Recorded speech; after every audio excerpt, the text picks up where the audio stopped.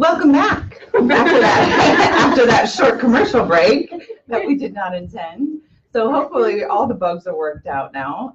This is, like I was saying, this is the very first time that this part has been done. So we do apologize, but we're going to dive right into the questions. So here we go. We're going to start with you, Colonel Hoyt. So first into the fire. We're going to take a question from Charles. Thank you for reminding me. Okay, so Charles asked, I have a question regarding Q code removal. My Q code was assigned in late 2013 for something documented in my family member's medical records in 2012. Does the 5 years of no history start from the date the Q code was applied? Also, what can the 5-year clock over? Can start the 5-year clock. Can start it over. Gotcha. Okay. I have a family member who is currently EFMP for a comment in their medical records regarding a possible attempted suicide. However, there was no history prior to and no history after. We were told by the EFMP office that there has to be no documented history for 5 years before a request to get removed from EFMP. My question is, does the 5 years start from the date that was added by the doctor, or is it from the date the Q code was added? The comment was added over 1 year before I was trying to PCS, and receiving the base medical office denied my PCS, and my family was Q coded in my member's records. That's a big old question. It's a big old question, but I know you got the great answer. Okay, so enrollment is based on the criteria that's found in the DOTI 1315.19. So some of the criteria have timelines and some don't. When it comes to mental health criteria, we do have a timeline in so much as there's been a history, say, of the 5 years, if there's been a history of inpatient care or intensive outpatient care. So there is a timeline associated with inpatient, like I said, now, and intensive outpatient. Now, for the rest of the mental health conditions, if the family member has a current and or chronic mental health condition, then it meets criteria for enrollment, and will continue to meet enrollment criteria so long as that diagnosis is current and active according to the treating provider. Now, if the provider deems that the diagnosis has been resolved, or the criteria is no longer met, then they can certainly update the 2792, and then you can take it to the EFMP office for disenrollment purposes.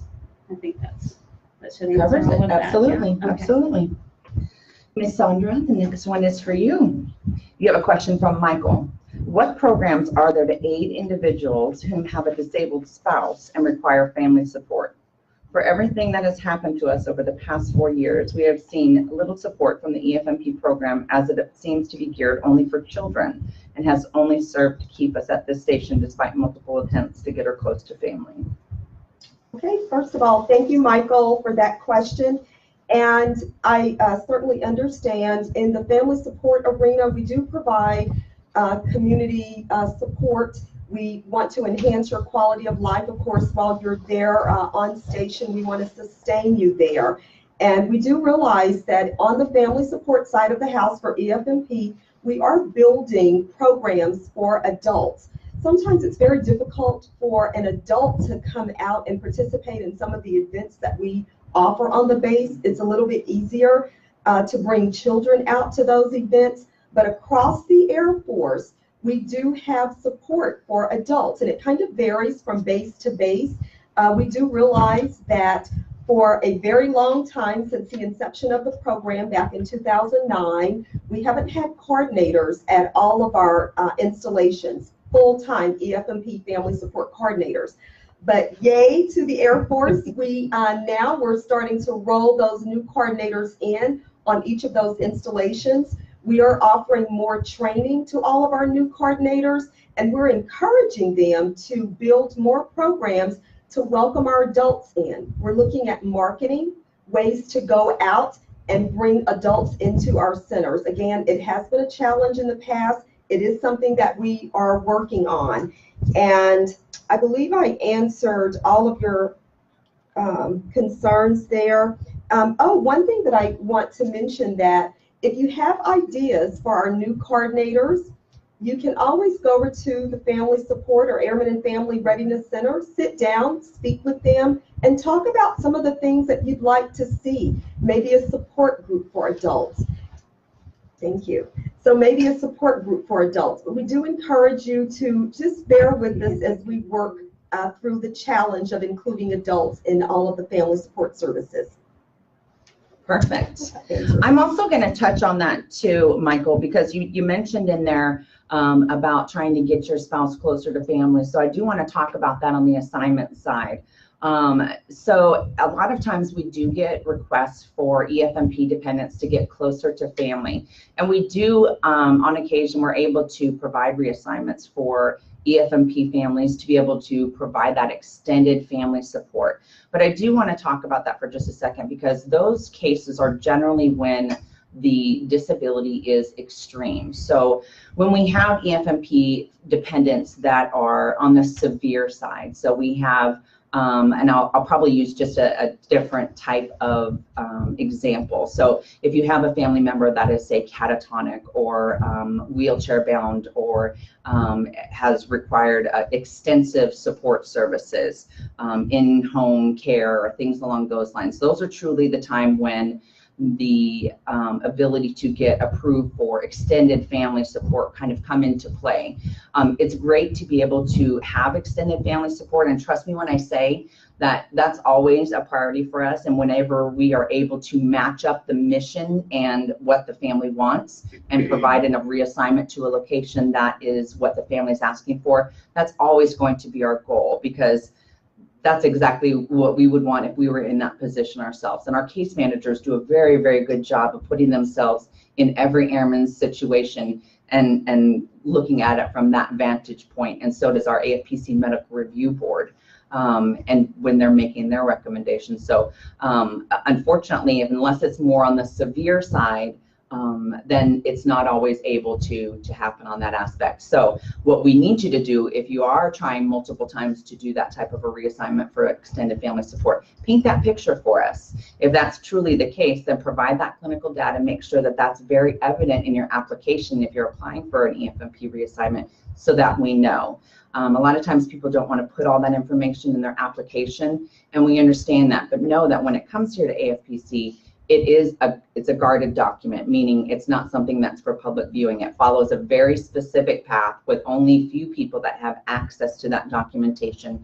It is protected, and we take very good care of your information, and it's all used to make a proper and educated decision, and make an appropriate adjudication. So just wanted to lend that back to it as well. And I wanted to also add to that, when there are cases that are severe in nature and require maybe additional layers of support during a PCS, I highly encourage family members to go to their TOPA office and ask for case management services through the TOPA office as well, because what they can do is, from the losing base, coordinate to the gaining base.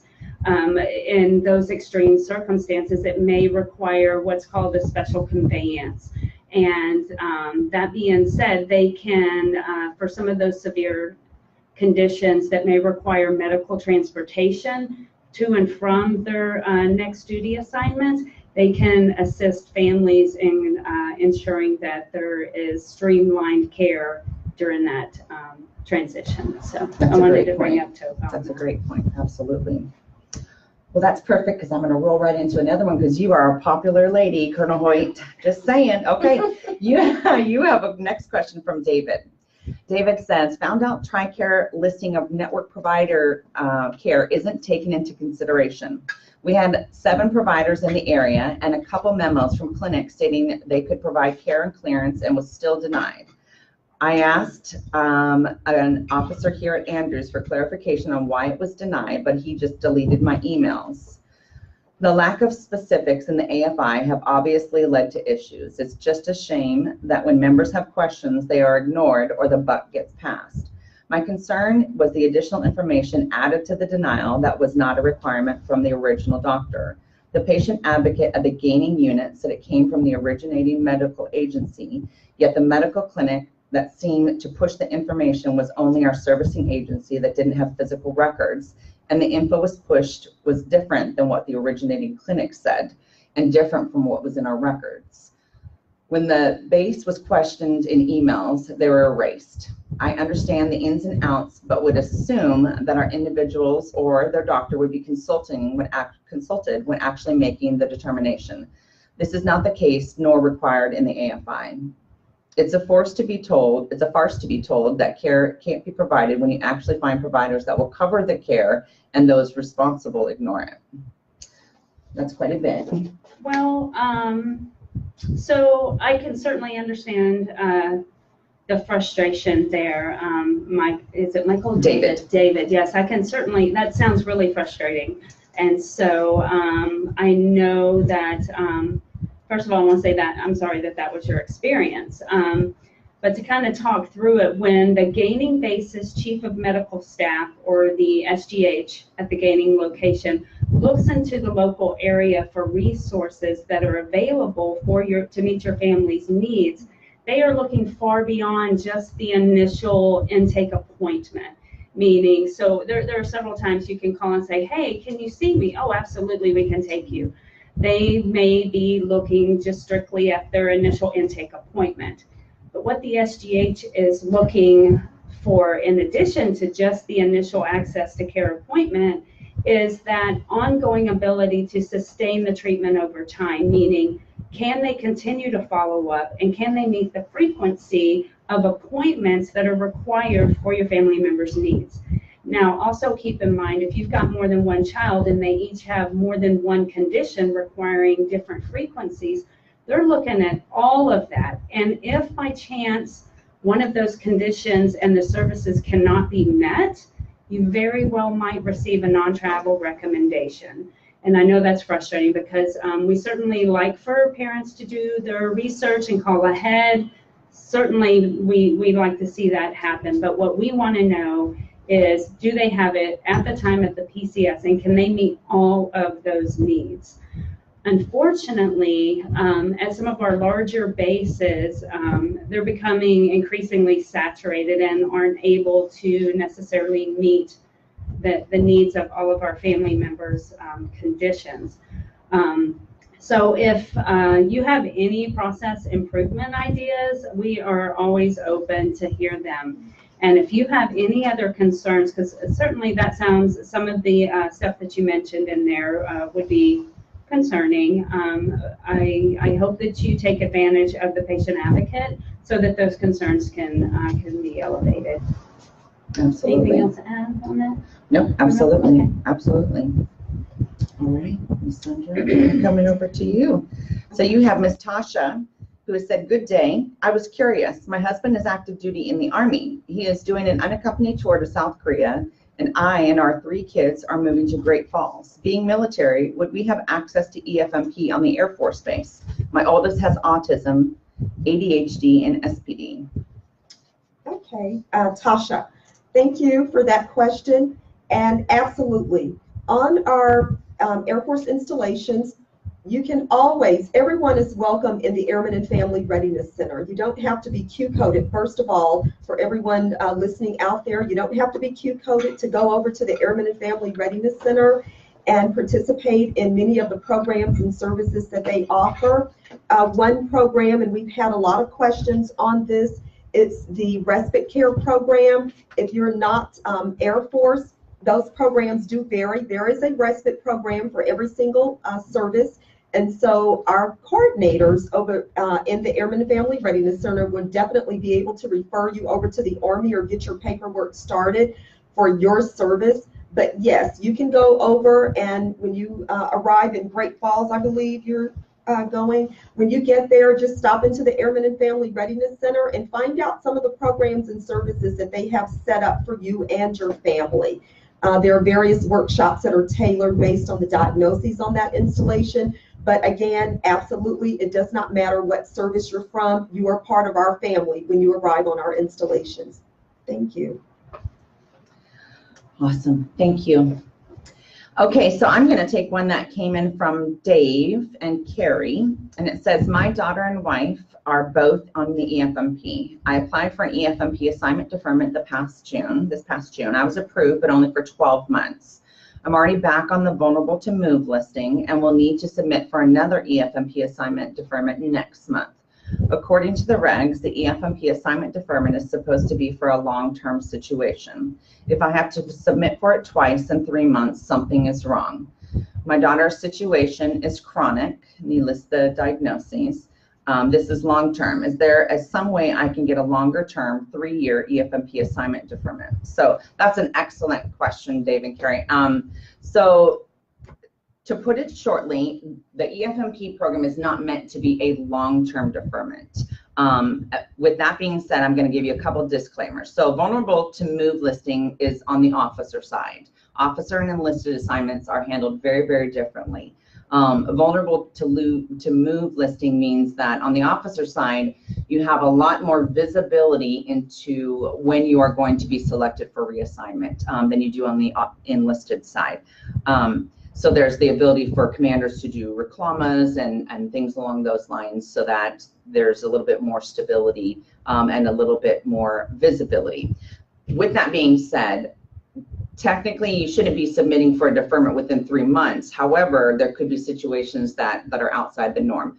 A 3-year deferment, I have not seen one, but that does not mean that your situation would not meet that requirement or meet that as an exception to policy. Normally, there is the 12-month deferment that happens at the very beginning of enrollment in EFMP, and that's to establish the care.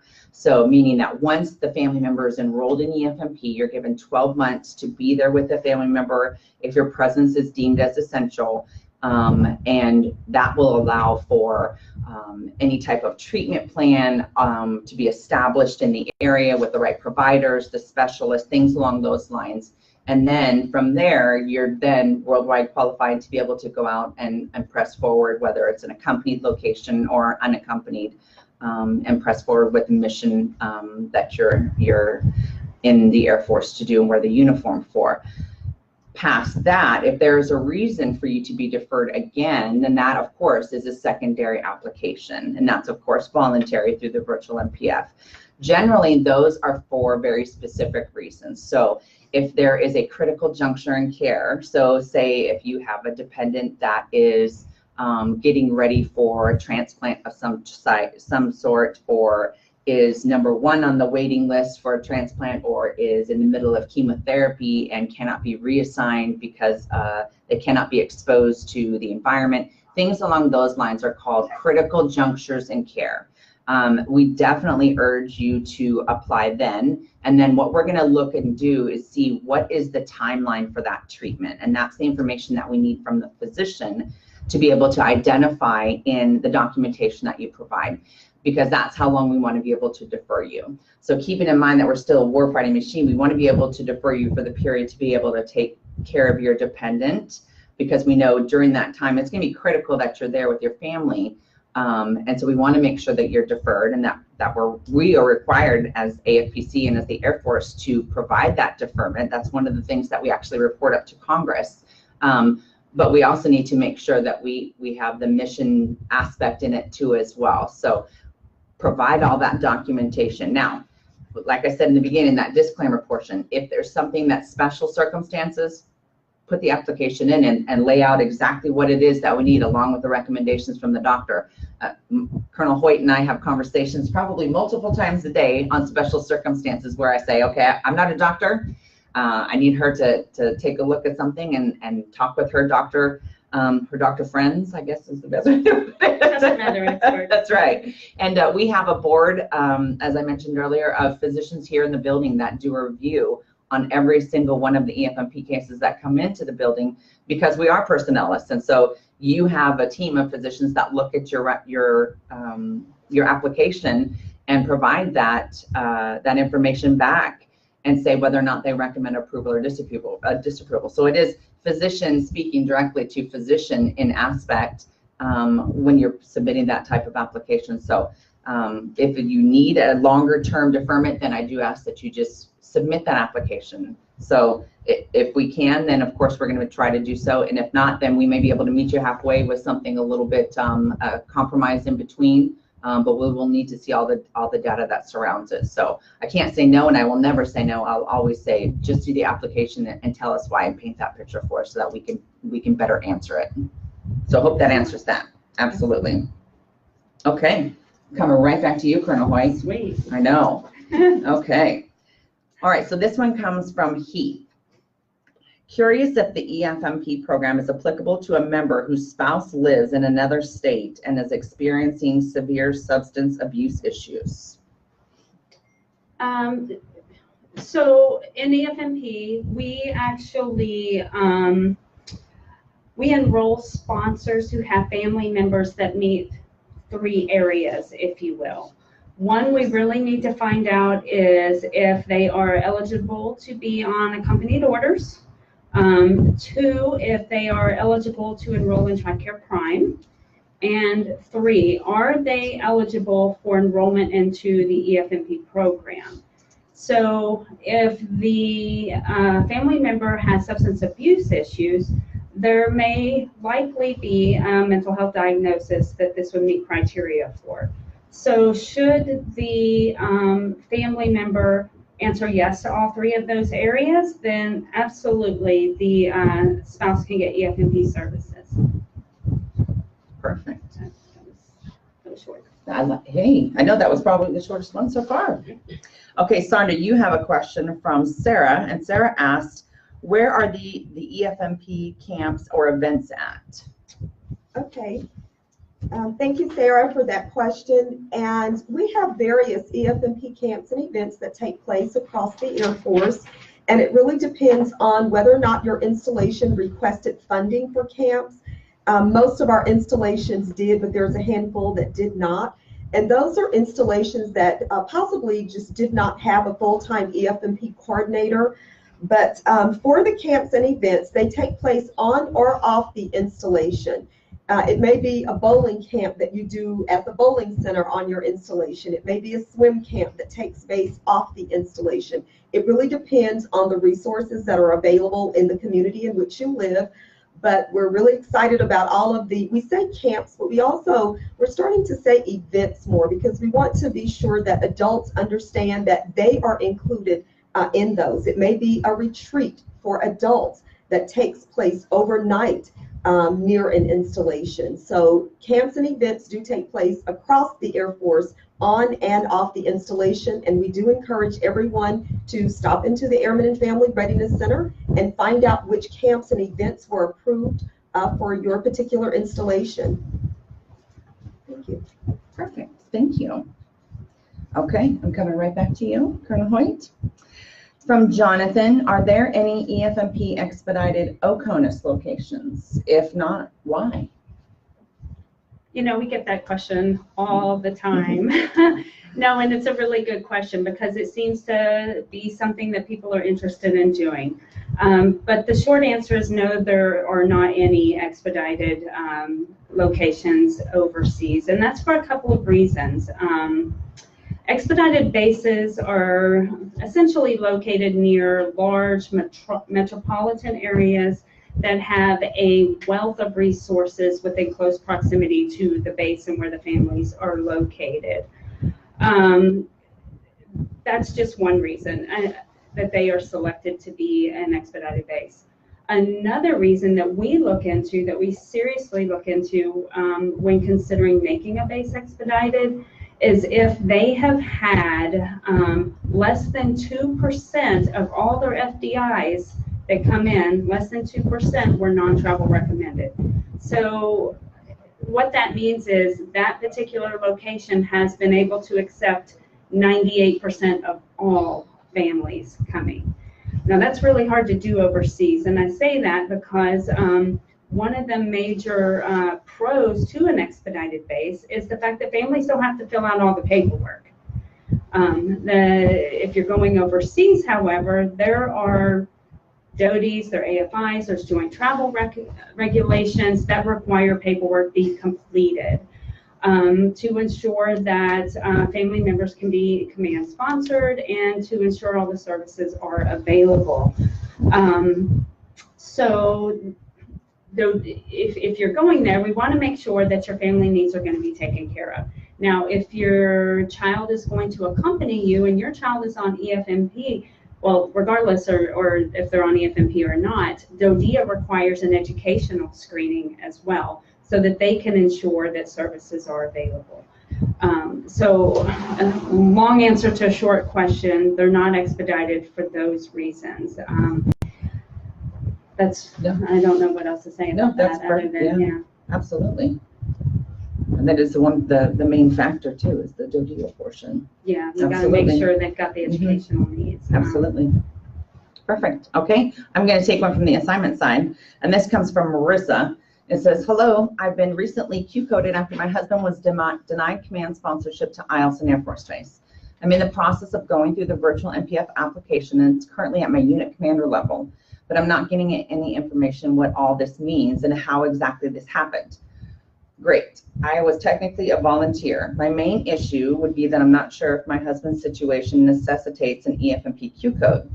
I'm not sure who to elevate this to for further guidance. So, Marissa, welcome to EFMP. Welcome to EFMP, Marissa. So the process is once you volunteered or voluntarily went into the virtual MPF and you submitted for a cancellation or change of your assignment, it goes naturally to your unit commander. That's when you typed in your unit commander's email address. That's why it was forwarded to your unit commander. Not for your unit commander's approval or disapproval, but basically for their situational awareness, their SA. So from there, they have 7 days to respond. If they fail to respond within 7 days, it's auto forwarded to AFPC.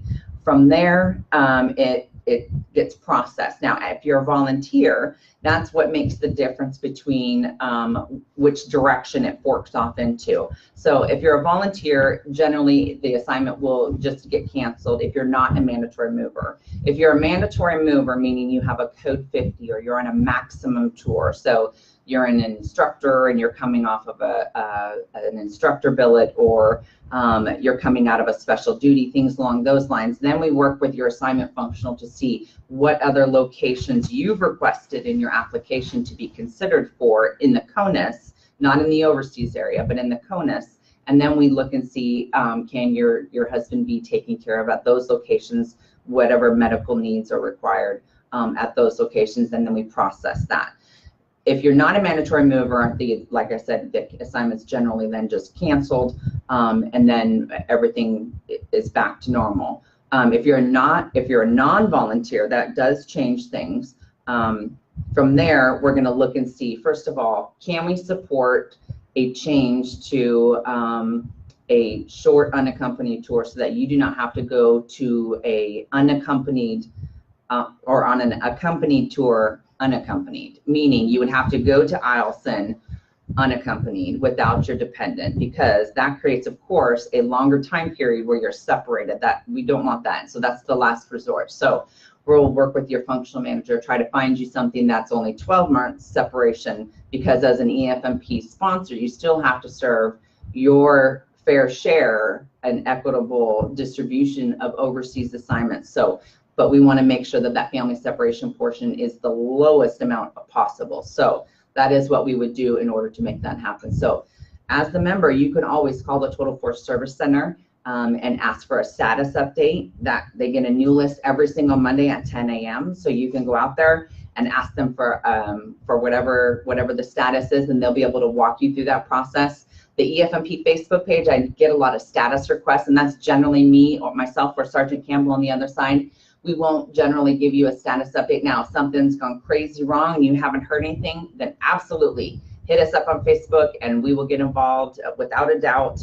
And that's what we're here for. And that's one of the reasons that we do have the Facebook page, is to be able to make sure that we are accessible via Facebook, and that we're accessible at all times. Because if you see, we'll answer questions on crazy hours just because that's where we are and we do love our job. So, but that's what the process currently is. So hope that answers that question. All right, and Ms. Sandra, I'm going to move over to you, and you've got another question. Yes. We're going to steal from this other list. Thank you. And this is from Rebecca. And Rebecca asks, how does a base know if they are one of 44 bases to receive an EFMP family support full-time positions? When can we expect these positions to be advertised and filled? Okay, thank you, Rebecca.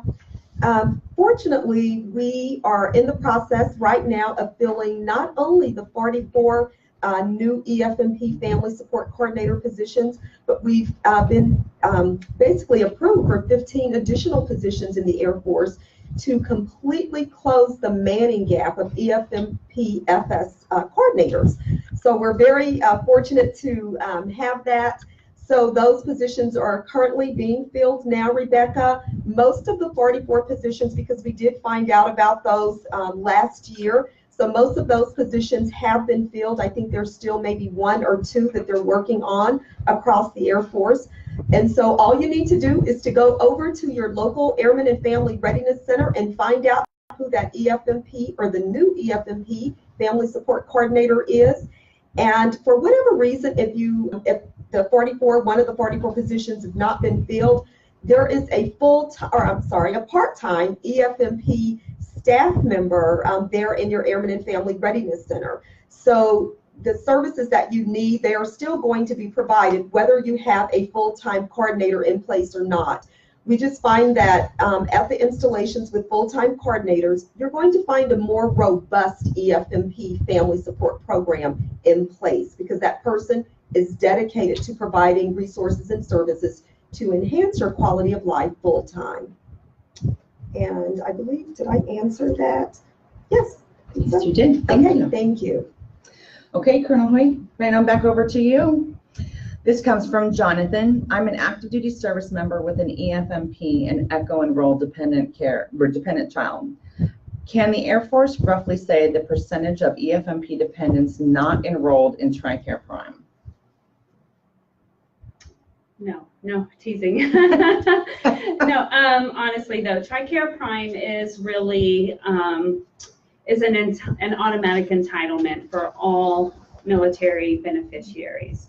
However, families can choose at any time to switch over to TRICARE Select, previously known as TRICARE Standard.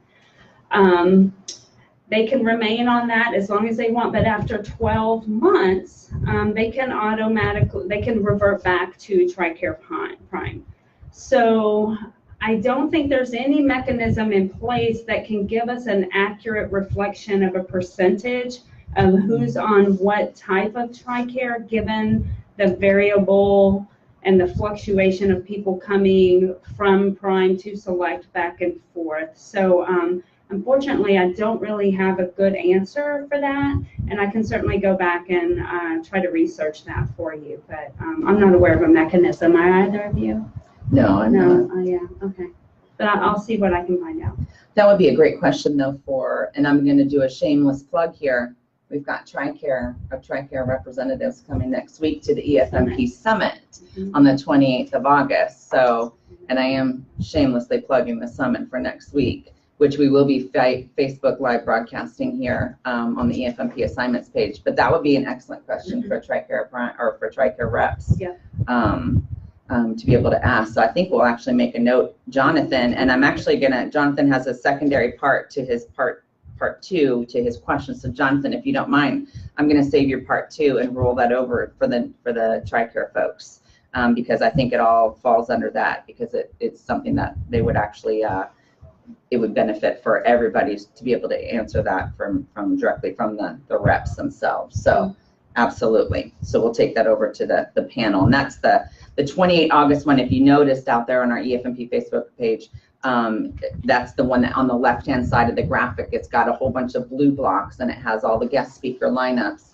That's the one where we've got the Office of Special Needs coming. We have TRICARE, of course, the 3 of us will be here, but we also have Air Force A1SA coming. We've got a whole bunch of the heavy hitters that are involved for EFMP for the Air Force will all be in town meeting with EFMP families that we're flying, and we've got 37 guests coming to sit down and talk about EFMP and get some creative ideas on one of the main things we're working on is the EFMP orientation that's going to be instituted at every base level. Installation is a new curriculum that we're going to be putting into place for our new EFMP families.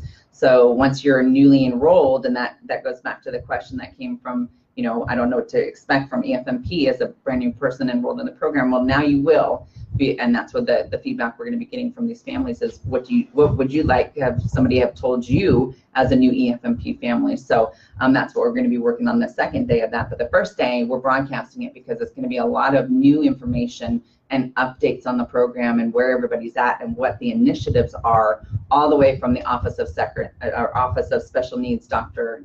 Ed Tyner, from DOD level down. So you won't want to miss it. So make sure you hit sign up when we publish it. We're going to wait until tomorrow until this is all over because we had a lot of questions about, did you get your dates messed up? Nope, we didn't. It's just two separate events. So we want to make sure today is over so that everybody's clear that it's not until the 28th. So there's my shameless plug. I'm sorry. Well, my PA guy's over here smiling. Just Mr. Rob's over here like, yep, just plug it. So Yeah, we're both wanting to chime in. Yeah. I'm like, yes, we do have plugs for the summit. So thank you, Kim, for bringing that up. And I also want to mention that next week we're going to have the respite care, Air Force respite care child care program, point of contact from the policy level out of DC.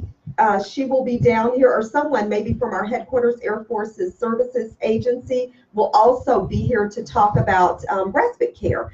And we do, on the family support side of the house, we do get a lot of questions about respite care, but we are not the owners of the respite care program. We are responsible for marketing respite care. So I want you to know that. If you do have questions about, you know, Air Force respite, it's from birth to 18 years old. It's 40 hours per child each month. You can go over to the Airmen and Family Readiness Center to find out a little bit more about that. But we're excited that we have the respite care people. Yes. Cease is going to be on hand. Yeah, we're also going to have the DODEA representative. Yes. We're also going to have a judge advocate representation there. And this was all based on what was brought to last year's summit. And based on the questions that they had that we had to go back and find the answers, we are now preloading this next summit with the presenters on site so these families that are in attendance can direct their questions and get their answer right on time. And what is so awesome about the summit that being new, I just got here in June, but what I love about it is that it's essentially grassroots. The fact that we will bring families like yourselves into San Antonio to address Air Force-wide concerns and be part of an initiative to actually instill change and to even policy change in some instances. So I love that. You know, as a social worker by training, I love the fact that we are able to keep the movement going just by having conversations with families. So thank you for submitting all your questions because we certainly do elevate them and try to get the answer back to you. And if it addresses policy change, you can bet we are dialoguing about it. We will get together and we will see if it makes sense. It may make sense on certain families, but it may be something that's out of our control. But it's not to say that it's not being discussed at our level. So absolutely, yeah, absolutely. So yeah, keep them coming, please. How much time do we have left? We good on time? Okay, so we got about 15 minutes left. Okay, so I'm going to give you one more, if that's okay. All right, so I've got Jose, and he says he's currently stationed at Luke Air Force Base. They have an assignment to Holloman, and he was cleared to go. His family needs are, and he lists the cardiologist, neurologist, cardiologist for adult, and nephrology. Is there a way he can stay at Luke because the care they receive there is far better than what he thinks they're going to get at Holloman? Well, that's kind of a medical question as well as an assignments question. So to answer that, it seems that after your screening, they sent it ahead and they found that all of those needs can be met at Holloman. And so you received a travel recommendation, which is good news. If you would like to apply to cancel your orders, certainly you can do that. You can go into the virtual MPF and make that request on that site. But from that point, we will likely lose visibility of it. However, Total Force Service Center is going to be able to answer all those additional questions that may come as a result of you submitting an application to cancel your orders so that you don't proceed to Holloman. But that's based on preferential care as well. So that's all taken into consideration because you received a travel recommendation because those services actually are available to support your family needs.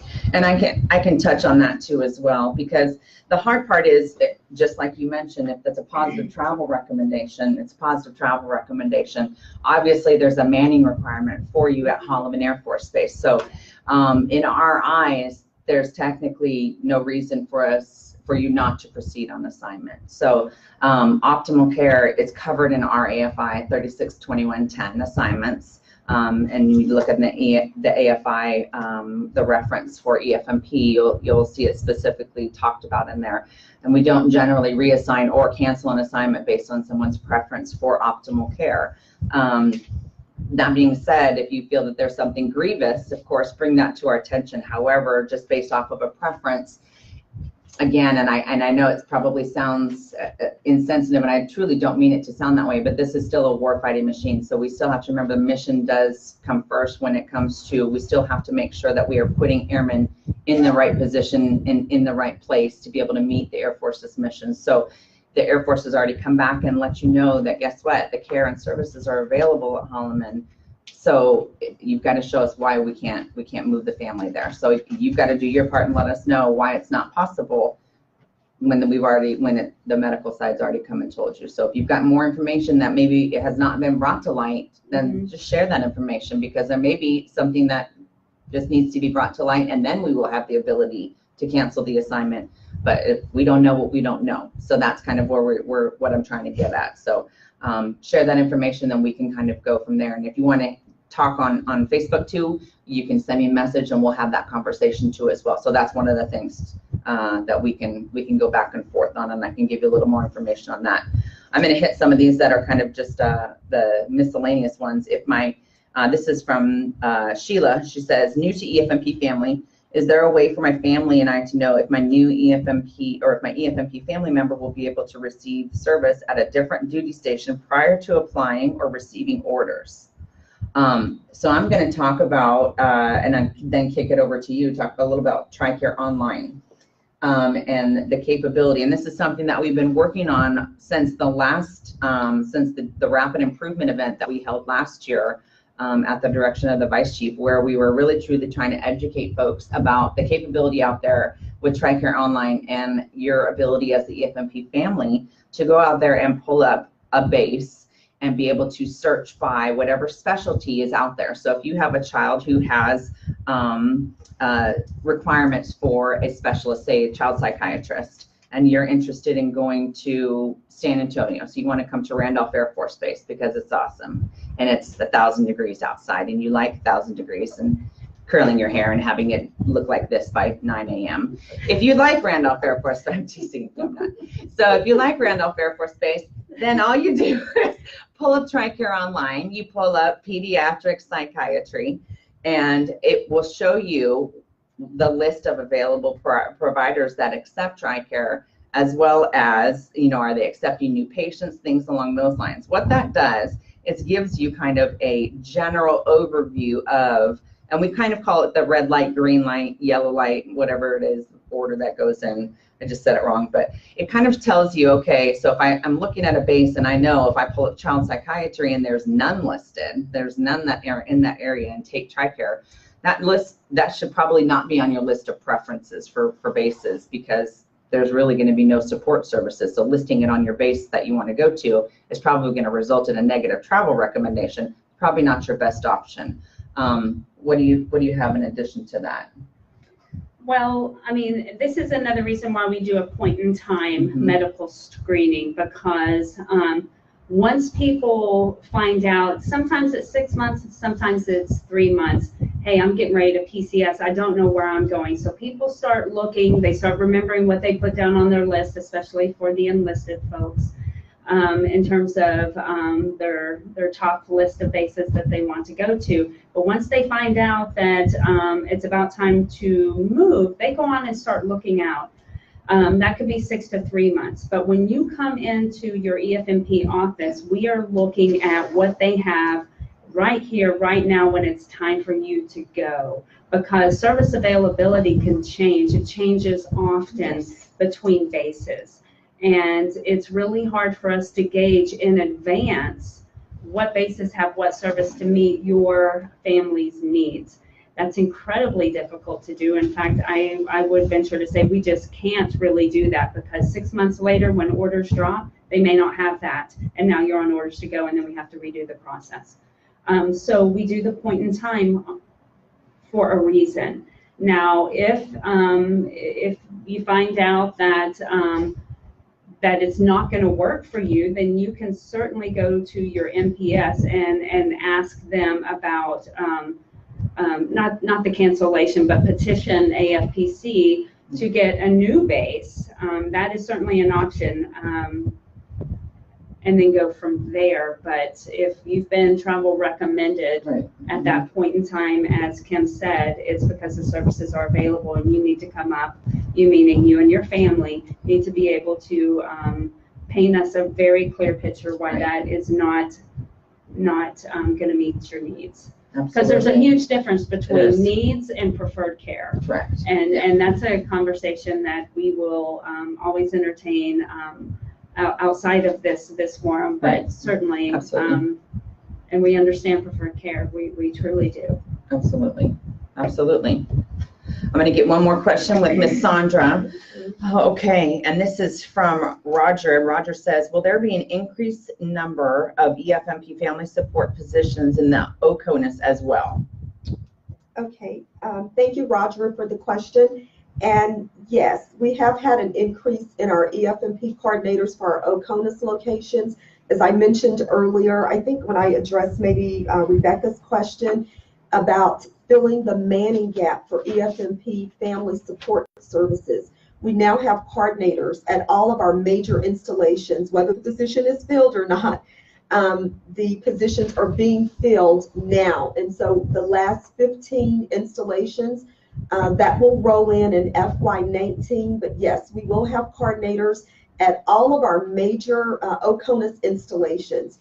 In fact, we're even placing a coordinator at OSAN, and we know that a lot of the family members there, it's unaccompanied, but we do have a lot of family members at OSAN, and so we definitely want to meet your needs there when it comes to family support. We're also, this is not OCONUS, but at some of our smaller installations where the Q code numbers are not real high, we've added a coordinator there as well. And then some of our installations, we've even added a second coordinator. So you'll find at some of the major installations, there will be 2 full-time EFMP coordinators dedicated to meeting your needs. That's fabulous. That's fabulous.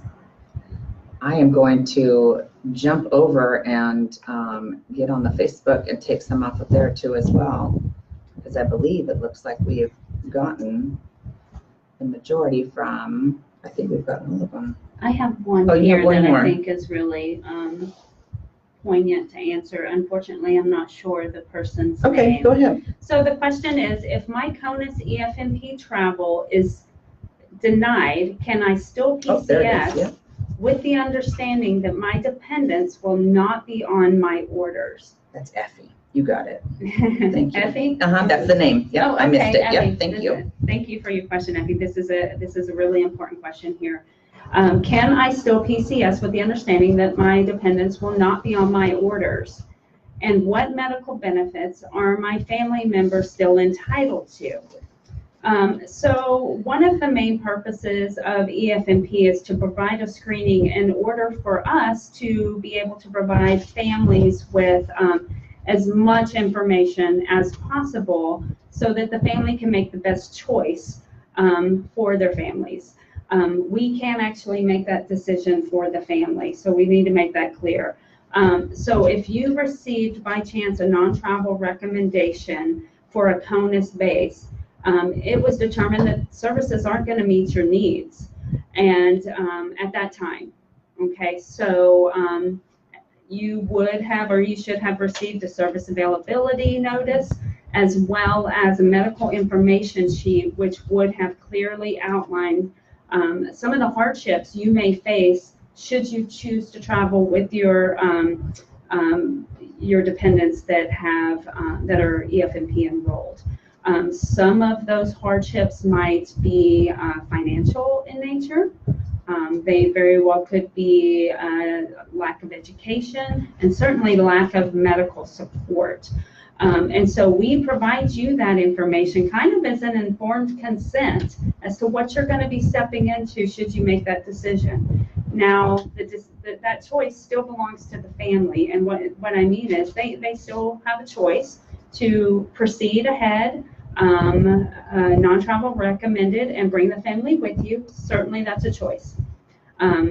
You can also choose to leave the family members behind and let the active duty member proceed to station and just maintain, I say just, I mean, this is where the financial part is, maintain 2 households. So that way the family can remain consistent with continuity of services in their current location. That's a choice. And you also have the choice to enact your family care plan. This is an opportunity to engage that should you decide that you need additional support from your family to allow that transition to happen where the member goes ahead to station and the family stays behind.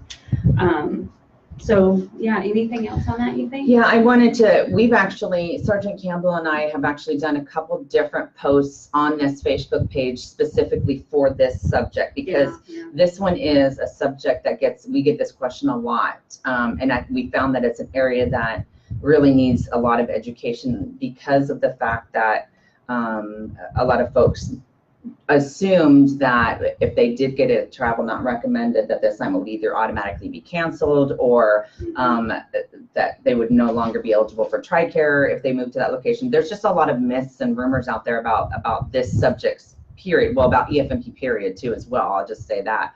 But once you're done here on the Facebook Live, go back through our old posts and you'll see that when we talk about negative travel recommendations, there's a couple different posts that talk about specifically what benefits, entitlements, things along those lines. There's some for CONUS specifically, and as well as the OCONUS, because the OCONUS ones are the ones that we cannot possibly foot stomp or wave a flag that say, hey, you've really, really got to be very careful on what you're going to do and proceed without your with your dependents to that overseas location. But also on the assignment side, if you're going to proceed on a negative travel recommendation to a CONUS location, the risks that are associated with that we lay out in those previous posts and also in the medical portion, you're putting yourself and your family in a position where the only way that we would be able to reassign you is if there was a life-threatening situation.